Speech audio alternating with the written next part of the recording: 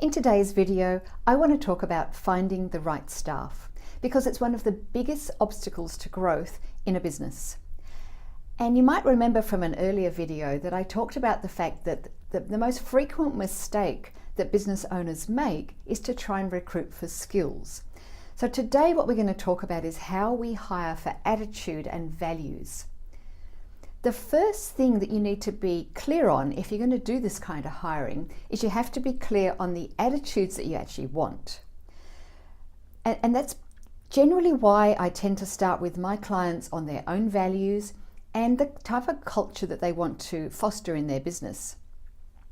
Once we're clear on the values that we want, then we can actually start working on a job advertisement that appeals to someone who's got those attitudes. And we can also start formulating some probes or questions to help us test for those attitudes in an interview situation. And you might remember from an earlier video that I'm a big fan of situational and behavioral questions or probes because it helps us determine what kind of behavior that person has and has had in the past, because past behavior is the best predictor of future behavior. For instance, if we wanted to recruit someone who was helpful, they're going into a customer service position and we want to test that they've got some idea about what helpful means. One of the questions that we might ask them is, tell me about a time when you felt like you went out of your way to help someone. And this type of probe is always followed up with other questions. So we might start with that. Tell me about a time when you feel like you went out of your way to help someone.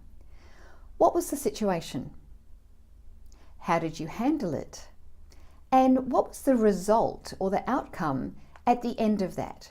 So what we're trying to do is get people to dig really deeply into something that they've done already that they can now tell us about right now, because then we can ask ourselves, okay, is that the kind of helpful that we would expect from someone here? We can test for all sorts of attitudes and values like this. So another one might be using initiative. So tell me about a time when you had to use your initiative. What was the situation? What did you do? What problems did you come up against? And what was the eventual outcome? All right, so every one of these probes has a layer of questions underneath it that help you dig deeper. Let's try another one. Maybe honesty. Now that's important for most of us, but it's pretty hard to test sometimes.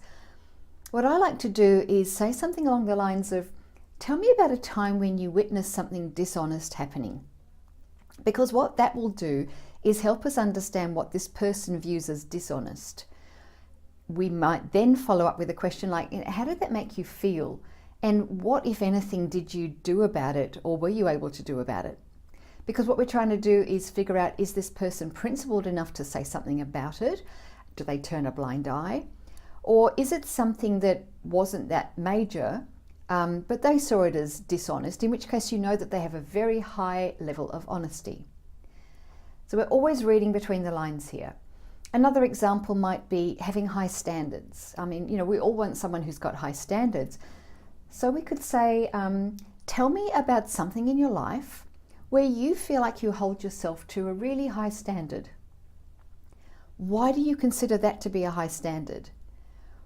What standard do you think other people would hold themselves to around that particular thing? All right, so dig and dig and dig. And a final one might be something around ownership, because even though we can ask people about what they're good at, we also want to know how they handle things where they've made a mistake. So ownership might be tested by saying, tell me about the biggest mistake you've ever made in your life. What was it? What happened? How did you handle it? What was the outcome? Because if people can own up to their mistakes, we know that they're pretty good at taking ownership of other things, and they're not going to be the sort of person who'll blame circumstances or play the victim. Neither of those kind of attitudes we want. So that will give you some kind of guide as to how you go looking for the right kind of attitudes in an interview situation where you're asking probes and questions. And we'll do a little bit more work in another video on the type of questions that are great for getting information from people versus those that are better for confirming what you think you've heard. I'll see you soon. I'm Dawn Russell from the Heartware Group.